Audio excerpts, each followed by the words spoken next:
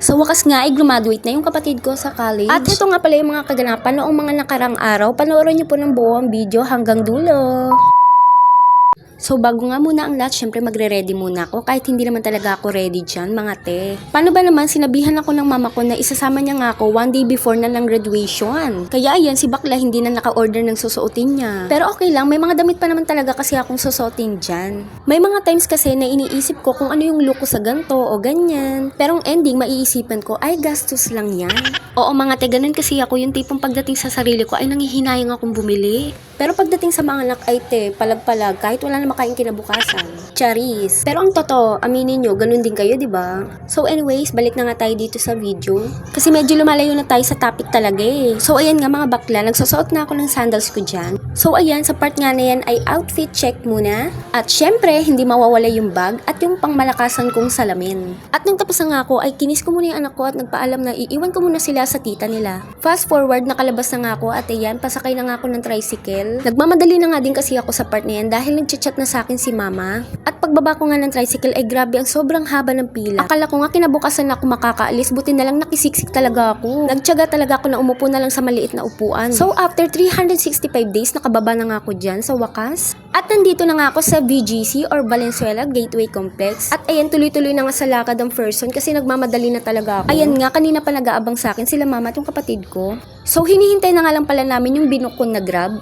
And ayun, dumating din siya. 11 minutes nga pala kami naghintay sa kanya. Grabe naman kasi yung sobrang traffic. Wala na nga kaming sinayang na oras kaya sumakay na kami agad para makagora bells na. Dahil ang oras nga doon ng ceremony is 1:30 PM. So bali 12 PM dapat nandun na kami sa venue. Pero carry lang aabot pa naman yan. So far, tuloy-tuloy nga lang ang aming biyahe. Akala ko nga maiipit kami sa traffic.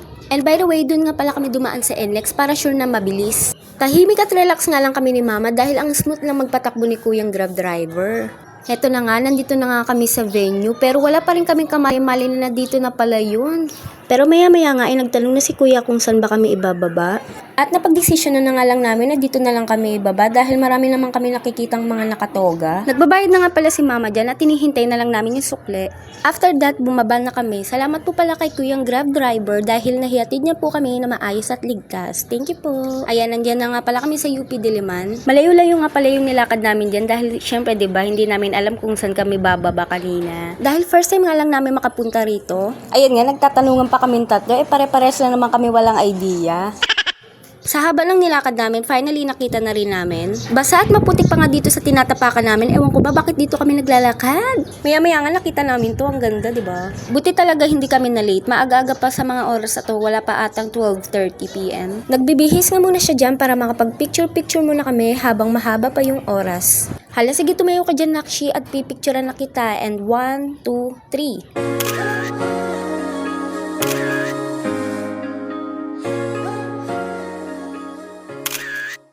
So ayan no, pagtapos nga pala namin mag-picture-picture ay pumasok na nga rin kami ni mama. At pagpasok nga namin dyan ay may mga nag-a-assist nga pala dyan para ihatid ka sa designated seats mo. Pagkaupo nga lang namin ni mama ay maya-maya nag-umpisa na rin ang ceremonies.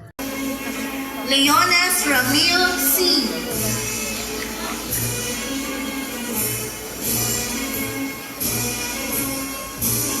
At nang matapos na nga ay lumabas na rin kami agad. Hindi na nga rin pala kami nagpicturean sa loob dahil maraming tao. Pero syempre bago pala kami umuwi, magpapapicture muna ako dyan. Heto nga pala sa part na to ay naghihintay kami na masasakyan. Ilang beses na rin kami nag-book ng Grab pero wala talagang available. Kaya ayan, no choice kami, naglakad na lang kami para makahanap na masasakyan doon. Kahit masakit na ngayon pa ako, ay sige, lakad lang kami ng lakad basta makauwi lang. So paano ba yung mga bakla? Hanggang dito na lang muna tayo. Thank you for watching. Bye!